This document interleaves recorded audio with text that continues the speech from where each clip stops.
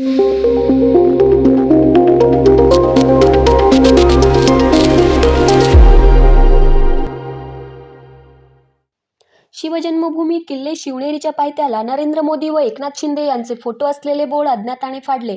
शिवजन्मभूमी किल्ले शिवनेरीवर शिवजयंती उत्सव मोठ्या उत्साहात साजरा होत असून किल्ले शिवनेरीच्या पायथ्यापासून तर किल्ले शिवनेरीच्या पहिल्या दरवाजापर्यंत असणाऱ्या मुख्य रोडच्या कडेने उभे असणाऱ्या लाईटच्या खांबांवरती शिवसेना शिंदे गटाचे या भागाचे माजी खासदार शिवाजीराव आढळराव पाटील व जुन्नरचे माजी आमदार शरद सोनवणे यांनी रस्त्याच्या कडेला असणाऱ्या सर्व लाईटच्या खांबांवर पंतप्रधान नरेंद्र मोदी, केंद्रीय गृहमंत्री अमित शहा, भाजपचे राष्ट्रीय अध्यक्ष जे.पी. नड्डा, राज्याचे मुख्यमंत्री एकनाथ शिंदे, उपमुख्यमंत्री देवेंद्र फडणवीस, उपमुख्यमंत्री अजित पवार यांचे फोटो असलेले अनेक बोर्ड लावले होते. मात्र हे सर्व बोर्ड अज्ञाताने फाडून टाकले आहेत.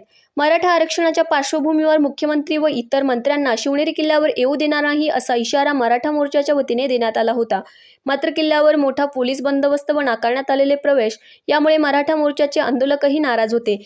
शिवनेरी किल्ल्याच्या पायथ्यावर लावलेले बोर्ड फाडून एकूणच राज्य सरकारवरील व भाजपवरील असंतोष या ठिकाणी व्यक्त करण्यात आला आहे. हे बोर्ड कोणी फाडले हे शोधण्याचे काम मात्र पोलिसांना करावे लागणार आहे.